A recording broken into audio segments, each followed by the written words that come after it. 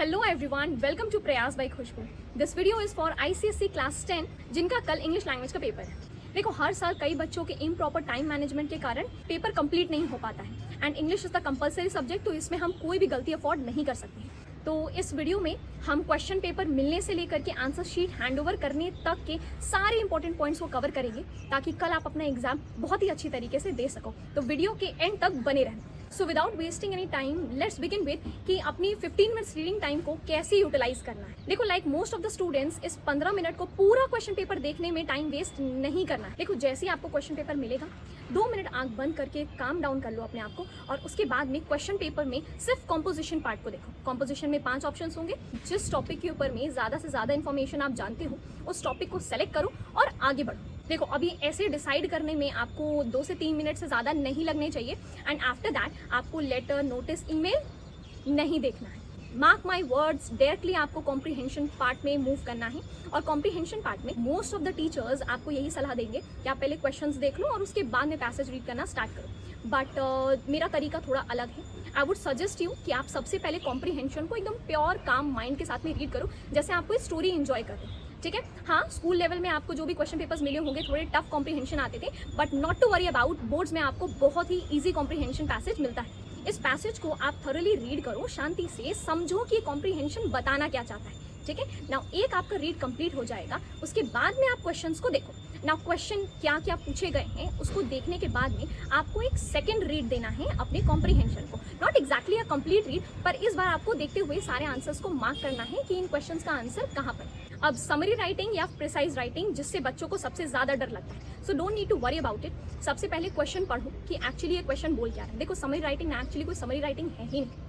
Question में सब बच्चे सोचते हैं ना कि जितना कॉम्प्रीहेंशन दिया है पूरे पैसेज को रीड करके उसको शॉर्ट में लिखना है। नहीं लिखना है। आप इतने बड़े पैसेज को 50 वर्ड्स में कैसे लिख सकते हो? तो आपको करना क्या है, क्वेश्चन को रीड करो और समझो कि क्वेश्चन में पूछ क्या रहा है, और फिर कॉम्प्रीहेंशन को एक थर्ड रीड दो और रीड करते हुए जो भी लाइन इस पर्टिकुलर क्वेश्चन से रिलेटेड भी है तो उसको अंडरलाइन आप कर। देखो, हो सकता है कि ये कॉम्प्रीहेंशन आपको पूरा 3 रीड देने से पहले ही आपका रीडिंग टाइम खत्म हो जाए, तो डोंट नीड टू वरी। आपको अगर आप अपनी सेकंड रीड पर हो तो आप कंप्लीट कर लो। ऐसा कहीं लिखा थोड़ी कि राइटिंग टाइम स्टार्ट हो गया तो बस लिखना चालू कर दो।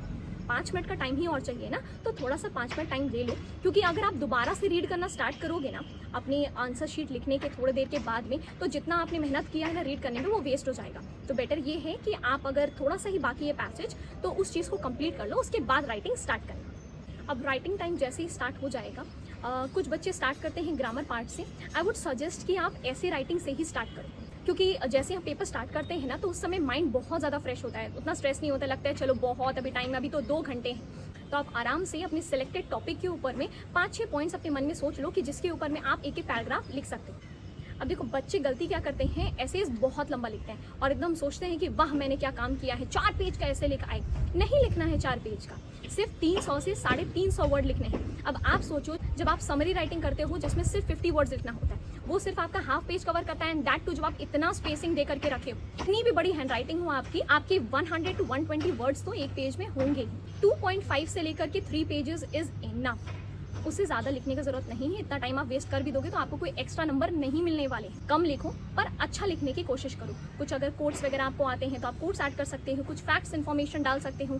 कम लिखोगे, थोड़ा शांति से लिखोगे तो और अच्छा लिख पाओगे। Now moving on to letter, notice and email. देखो, तीनों के फॉर्मेट आपको अच्छे से आज ही प्रिपेयर करके जाना है ताकि कल फॉर्मेट याद करने में कोई प्रॉब्लम ना हो। अब जो बच्चे फॉर्मल अटेम्प्ट करते हैं उनके लिए एडवांटेज है, क्योंकि ज़्यादातर लेटर्स में उतना आपको दिमाग लगाना नहीं है ना। जो आप लेटर्स ऑलरेडी प्रैक्टिस कर चुके होंगे उसी से सिर्फ थोड़ा सा आगे पीछे करके आप उसको कर सकते हो। बट जो बच्चे इनफॉर्मल कर रहे हैं, मेक श्योर आप इनफॉर्मल तभी अटेम्प्ट करें जब आपको एक आइडिया हो कि उस टॉपिक में आप क्या लिख सकते हैं। देखो, इंग्लिश लैंग्वेज के एग्जाम में सबसे मेन प्रॉब्लम होता है आपको सोचने में ही टाइम चला जाता है कि लिखना क्या है। अगर फॉर्मल अटेम्प्ट करते हो तो ये जो सोचने का टाइम है ये आपका बच जाएगा। Same with email and notice, आप प्रैक्टिस करके रहो, आपको पता होगा कि हाँ मुझे क्या क्या लाइन्स इस्तेमाल करने हैं, तो बस रिपीट वही लाइन्स को इस्तेमाल करेंगे। नोटिस के टाइटल में भी कुछ बच्चे बहुत टाइम वेस्ट करते हैं। आज ही कोई 5-6 टाइटल आप देख करके चले जाओ। इतनी सारे टीवी शोज भी देखे होंगे ना, हाँ, उसी को इंग्लिश में ट्रांसलेट कर दो।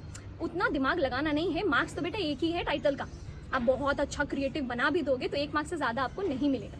अब कॉम्प्रिहेंशन पार्ट में आपने ऑलरेडी क्योंकि सारे आंसर्स मार्क करके रखे हुए हैं, अब आपको बस उसको अपनी वर्ड्स में फ्रेम करना है, एज इट इज़ कॉपी नहीं करना है, जैसा दिया है उसको आपको अपनी वर्ड्स में फ्रेम करना है। नाउ समरी राइटिंग के लिए याद रखना कि 50 वर्ड्स आपका लिमिट है, आप उससे 1-2 वर्ड ज़्यादा या कम कर सकते हो, उससे और ज़्यादा लिमिट क्रॉस मत करना। सपोज किसी का अगर सेकंड रीडिंग हो गया था रीडिंग टाइम पे, पर ये प्रेसी राइटिंग के लिए थर्ड रीडिंग नहीं कंप्लीट हो पाया था, तो कोई बात नहीं, अब राइटिंग टाइम पे ही आप क्वेश्चन को अच्छे से रीड करो, समझो कि कौन कौन से लाइन इस क्वेश्चन से रिलेटेड है और उसको मार्क करो, और मार्क करके एक अपनी दिमाग में फ्रेम बना लो कि हाँ मुझे ये प्रेसी राइटिंग में लिखना है। मेक श्योर कि 6 लाइन से ज़्यादा आप मार्क नहीं करोगे, सिर्फ 50 वर्ड्स लिखने हैं, तो 6 लाइन से ज़्यादा आपको मार्क नहीं करना। बात रही ग्रामर पार्ट की, तो कितना भी मैं आपको बता लूँ, ज़्यादातर बच्चे तो वही करेंगे जो आपको सुनने में अच्छा लग रहा है, बट स्टिल अगर कुछ बच्चे ऐसे हैं जिनको कुछ टिप्स एंड ट्रिक्स चाहिए ग्रामर पार्ट को सॉल्व करने के लिए, तो do let me know in the comments, I definitely help you in the best possible way.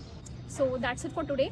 और अच्छे से कल एग्जाम दीजिए शांत मन से, जितना आपका मन शांत होगा उतने अच्छे पॉइंट्स आपके दिमाग में आएंगे। ऐसे राइटिंग के लिए बिल्कुल रिलैक्स रहने की बात है। अब तक बाकी जितने भी आपने एग्जाम दिए थे उसमें तो उतनी अच्छी प्रिपरेशन की भी नहीं थी, तब भी रिलैक्स थे, तो कल के लिए भी परेशान होने की ज़रूरत नहीं है। और अगर कोई भी डाउट है एग्जाम से रिलेटेड या किसी भी सब्जेक्ट से रिलेटेड, तो आप कमेंट सेक्शन में मुझे बता सकते हो, I definitely reply to it. And सभी बच्चे आई होप बहुत अच्छे से एग्जाम देंगे, शांत मन से बिल्कुल एग्जाम दीजिएगा। Best of luck. और वीडियो पसंद आया हो तो अपने बाकी दोस्तों को भी थोड़ा शेयर कर दो, भलाई करो, अच्छे एग्जाम्स जाएंगे और पढ़ाई करते रहो। Best of luck.